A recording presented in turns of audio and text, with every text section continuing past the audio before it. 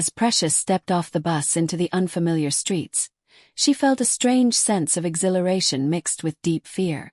The buildings towered over her, their glass surfaces reflecting the sunlight in a dazzling array of colors. The sounds of the city, the honking cars, the chatter of people, the rush of pedestrians, were a stark contrast to the quiet village life she had left behind. Her first few days were a blur. She found a small, cheap apartment in a crowded neighborhood, far from the bustling center of the city. The space was nothing more than a cramped room with peeling wallpaper and a flickering light. It was a far cry from the comfortable home she had shared with her mother, but it was hers. She was on her own now. At the university, Precious quickly realized that she was out of her depth. She had always been brilliant in the village, but now she was surrounded by students who had grown up in a world of privilege. Students who were accustomed to the finest education, who had access to resources that Precious could only dream of. She often felt invisible, like a small fish in an ocean of sharks. But she refused to let the intimidation of her surroundings consume her. She spent every free moment in the library, poring over textbooks and notes. At night she worked part-time jobs, washing dishes in a cafe, cleaning offices, anything to make ends meet. The work was exhausting, but it was also a reminder of the sacrifices her mother had made for her. She pushed through the exhaustion, determined to make her mother's dreams come true. As the weeks went by, Precious began to feel like she was finally finding her place. But every day was a struggle, a battle to survive, to stay afloat in a world that often seemed indifferent to the struggles of someone like her. Yet, with each challenge she overcame, the glimmer of hope that had initially seemed like a fleeting dream began to solidify into something real.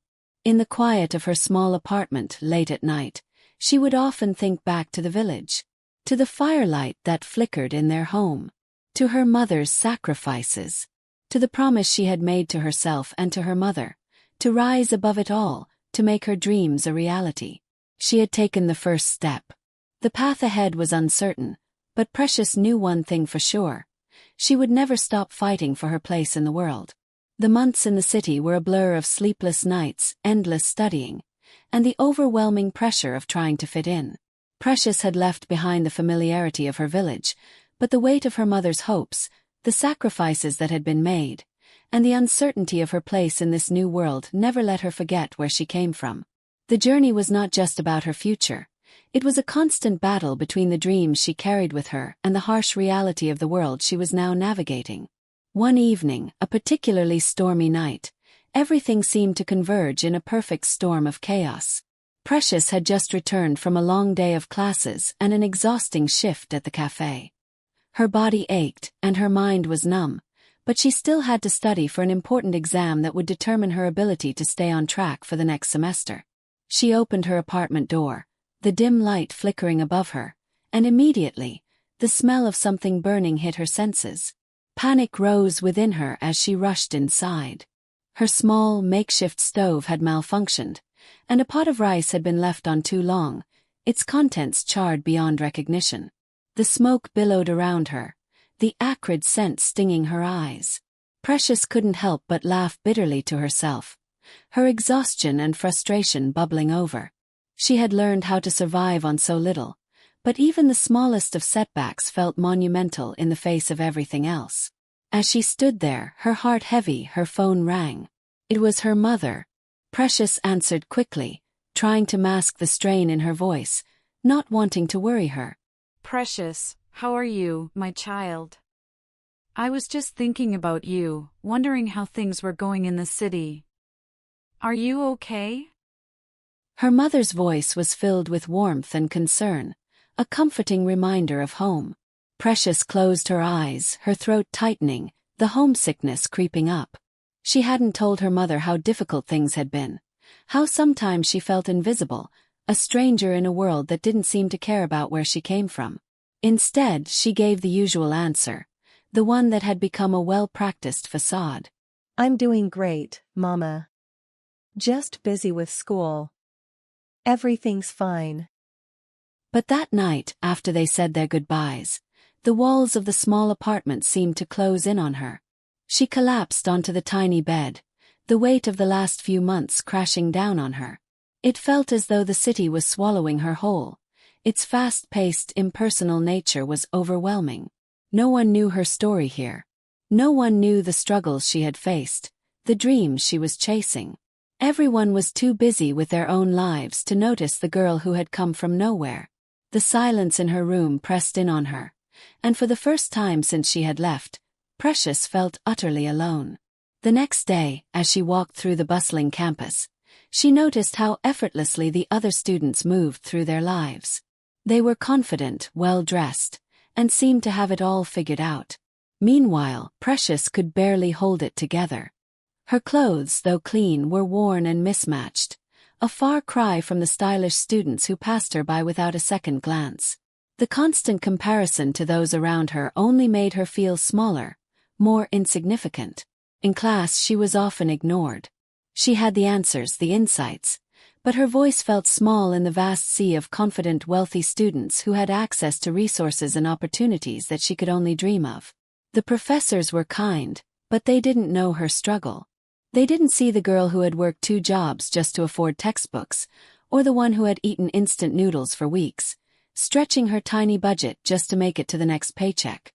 To them, Precious was just another student. Bright, yes, but still just one among many.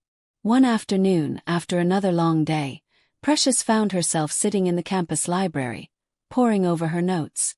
She had missed a lecture earlier that week, and now she was paying the price. The subject matter was complex, and the time pressure was crushing. As she flipped through pages of dense material, she felt herself slipping. The exhaustion from her long shifts, the endless studying, and the isolation began to take their toll. Her eyes blurred, and the words on the pages became a jumbled mess. In that moment, the weight of everything, the promises she had made, the sacrifices her mother had endured, the fierce ambition burning inside her, seemed too much to carry. It was then that she saw him. A classmate from one of her courses, Samuel, had entered the library. He wasn't someone she had ever spoken to before, just another face in the crowd. But today he approached her, his expression one of genuine concern. "Hey, Precious, you look a little worn out. Everything okay?" His voice was soft, but it cut through the isolation she had been feeling. No one ever asked her if she was okay, not really. Most people, even her professors, only saw what she could offer academically. Samuel, on the other hand, saw her as a person, a fellow student struggling like everyone else. I'm fine. She said quickly, forcing a smile. Just a bit behind in my work. He didn't seem convinced. "Look, I know it's tough, but you're not alone. I can help if you want. We could study together, maybe that would take some of the pressure off." It wasn't much, but for the first time in what felt like forever, Precious didn't feel so invisible. Samuel's offer was a lifeline in a sea of unfamiliar faces. The idea of sharing her struggles, even just in the form of studying together, was something she hadn't even considered. Perhaps, just maybe, she didn't have to face everything alone. The weeks that followed were a delicate balance. Samuel and Precious started studying together regularly, and although their friendship remained mostly academic, it provided a steady source of support. It was something so small, but to Precious it was monumental. She had begun to realize that perhaps she wasn't as alone as she thought. There were people in the city who understood what it meant to struggle, to fight, to dream. But even with the support of a new friend, the battle within still raged on. Every day, she felt the weight of expectations. Her own, her mother's, and the society that had told her where she belonged. The city had shown her that ambition was a double-edged sword. The more she wanted to rise, the harder it became to stay grounded. One night, after a particularly difficult exam, Precious walked alone through the streets of the city, her mind a whirlwind of doubt. The city lights flickered like distant stars, mocking her with their brilliance. She could feel the distance growing between her and the girl she had been, the hopeful, fearless girl who had left her village. But as she passed a street performer playing a soft melody on a guitar, something inside her stirred. The music, simple and quiet, reminded her of home, of the hope that had burned within her all those years. She stood there, listening to the song, allowing herself a moment of vulnerability. In that brief pause, she realized something important. The battle she was facing was not just about surviving in the city. It was about reconciling who she had been with who she was becoming.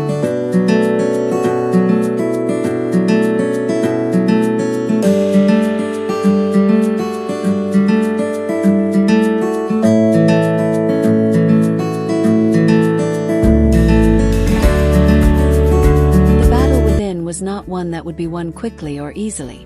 But Precious now understood that it was not a battle that could be fought alone. And as the song played on, she made a silent vow to herself. No matter how difficult the road ahead, she would never stop fighting. Not for the city, not for others, but for the girl who had once dared to dream in a village that had told her she couldn't. The city was big and the challenges were many, but Precious had begun to understand something deeper. The true struggle wasn't about fitting into this new world. It was about staying true to herself, no matter where she was. And that was a battle she knew she could win.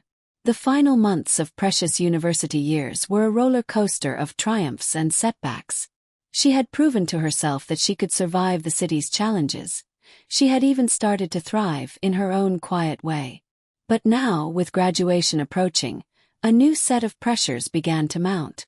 The future that once seemed so distant was now right at her doorstep, and she had to decide where to go next. Could she continue to chase the dream she had fought for, or would she return to the village, where everything had begun? The turning point came one evening, just days before her final exams. Precious sat alone in her small apartment, surrounded by textbooks, papers, and the weight of everything that had led her here. Her mind was racing, her heart thumping in her chest. The final exam would determine whether she graduated with honors, a prestigious achievement that could open doors to incredible opportunities. But the pressure was unbearable. Despite all the hard work, the sacrifices, and the long nights, Precious was still uncertain. What if she wasn't enough? What if, after all this, she would return home with nothing but a degree and a stack of unpaid bills? As the clock ticked away the minutes, a knock on her door interrupted her spiraling thoughts. It was Samuel. They had become closer in the final months, and although their connection remained grounded in academic camaraderie, there was a sense of mutual respect and understanding between them. Samuel had always been a reminder that she wasn't alone in her struggles. Hey, I brought you some coffee. You've been cooped up here for hours, and you look like you haven't slept in days. Samuel said with a concerned smile. He handed her the cup, and for a moment, Precious could see the kindness in his eyes. She smiled, gratefully accepting the coffee. Thanks, Samuel. You're right. I'm losing track of time. I don't know if I can do this. It's like the weight of everything is too much sometimes. Samuel's gaze softened, and he took a seat beside her. Precious, look at how far you've come. I've watched you push through every single challenge you've faced. From the village to here, you've done the impossible. Don't doubt yourself now. You're stronger than you think. The words hit her harder than she expected. Samuel wasn't just speaking out of encouragement. He truly believed in her. And suddenly, it felt as if the weight of the last few years had lifted for just a brief moment. She was more than capable. She had always been capable. The doubt that had plagued her for so long began to dissipate, replaced by a renewed sense of purpose. That night, Precious studied with a newfound clarity. She focused on the subjects that had once intimidated her, approaching them with confidence and precision. For the first time in months, she didn't feel the crushing anxiety that had followed her everywhere. She was prepared. She had done the work, and no matter the outcome, she knew she had given everything she could. The day of the final exam arrived. It was the culmination of everything. Every sleepless night, every sacrifice, every fear and moment of self-doubt. Precious walked into the exam hall, her heart pounding, but with a steady resolve that had not been there before. As the questions were placed in front of her, she took a deep breath and dove into the exam. The answers came to her with ease. There were no second guesses, no moments of panic. She trusted herself, her abilities, and the hard work she had put in over the past years. When the exam was over, Precious felt a sense of peace wash over her. It wasn't about the grade. It wasn't about impressing anyone. For the first time, the outcome didn't matter because she had already succeeded. She had faced the greatest challenge of her life, and she had survived. The weeks that followed were a blur of anticipation. Graduation day was approaching, and with it, the realization that her time in the city was drawing to a close. She had received a job offer from a prestigious firm in the city, a recognition of her academic excellence and the promise of a bright future. It was everything she had hoped for, but something inside her had changed. She wasn't sure if this was the path she wanted to take anymore. In the quiet moments of reflection, as the days dwindled down to the final hours before graduation, Precious found herself returning to the small apartment where everything had started. The walls that had once seemed like a prison now felt like a testament to her journey. The city, which had once been an overwhelming force, had become a place where she had found herself. The day before graduation, Precious received a phone call from her mother. Her voice was full of excitement but also worry. Precious, I'm so proud of you. You've done it. But I miss you so much. I'm getting old, and the village, it's hard. Do you think you'll come back for a visit soon?